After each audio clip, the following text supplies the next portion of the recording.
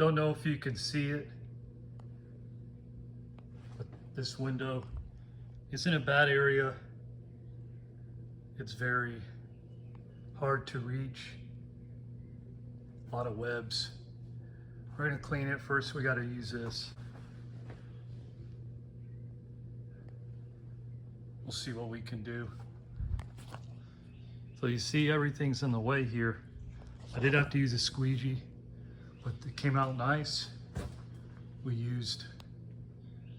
got the majority of the webs out, and came out nice. There's a little bit of water coming out from the outside.